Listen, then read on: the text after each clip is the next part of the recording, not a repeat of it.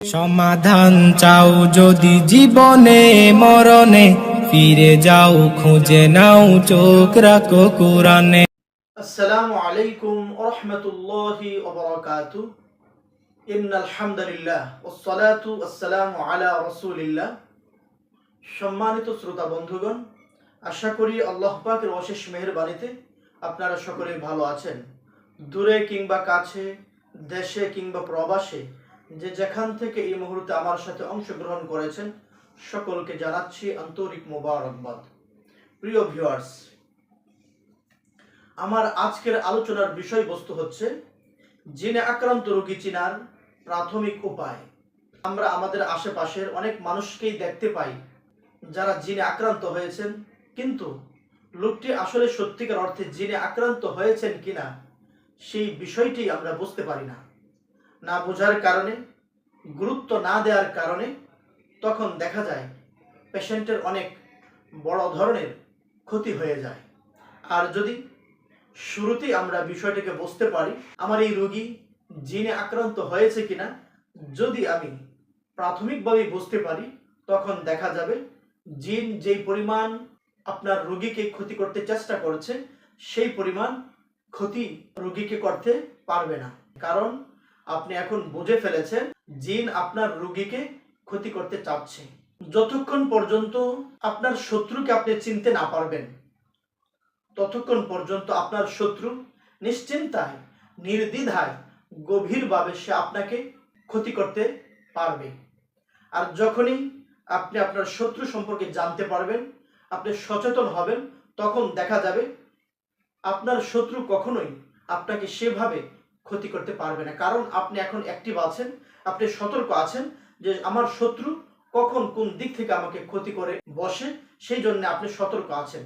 এই জন্য আপনার শত্রু যে সে আপনাকে মারাত্মকভাবে ক্ষতি করার জন্য আক্রমণ করতে পারছে না। ঠিক তেমনি ভাবে জিনের ক্ষেত্রেও আপনি এভাবে বুঝতে পারেন, সতর্ক হতে পারেন।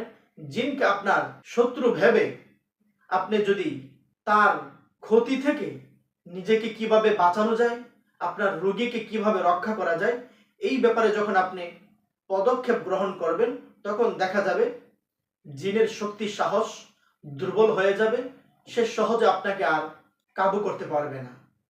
তাই আমার আজকের আলোচনার বিষয়বস্তু হচ্ছে জিনে আক্রান্ত রোগী চিনার প্রাথমিক উপায়। আমরা কিভাবে বুঝবো যে এই লোকটি বা এই রোগীটি জিনে আক্রান্ত হয়েছে?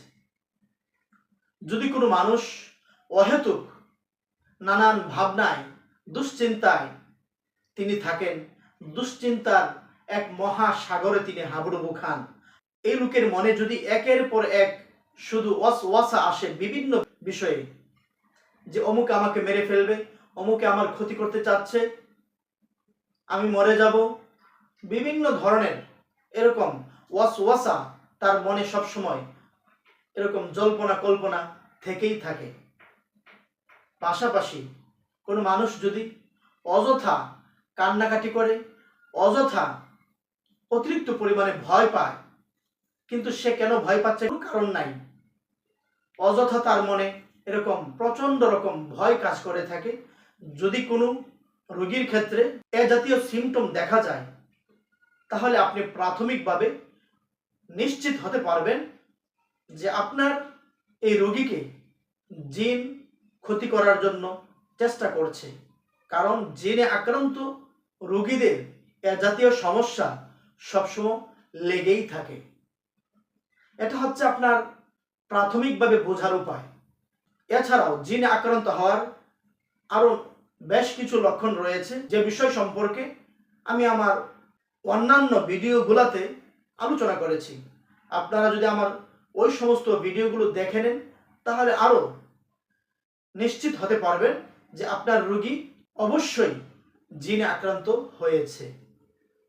তো একটা রোগী জিনে আক্রান্ত হয়েছে কিনা প্রাথমিকভাবে আপনি যেভাবে বুঝতে পারবেন, তার ভিতর অহেতুক ভাবনা, দুশ্চিন্তা, একের পরে এক ওয়াসওয়াসা তার ভিতরে আসতেই থাকবে, সে প্রচুর পরিমাণে ভয় পাবে, অহেতুক কান্না করবে। আমরা যদি কোনো মানুষের মাঝে এই বিষয়গুলো দেখতে পাই, লক্ষ্য করতে পারি, তাহলে অবশ্যই আমরা বুঝে নিব ওই লোকটি জিনে আক্রান্ত হওয়ার সম্ভাবনা রয়েছে।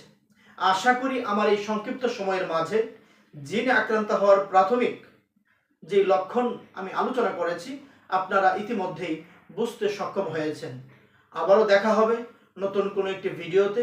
সেই পর্যন্ত আল্লাহ তাআলা আপনাদের সকলকে ভালো রাখুক, সুস্থ রাখুক এই প্রত্যাশা ব্যক্ত করে আজকের মতো এখানেই বিদায় নিচ্ছি। আল্লাহ হাফেজ।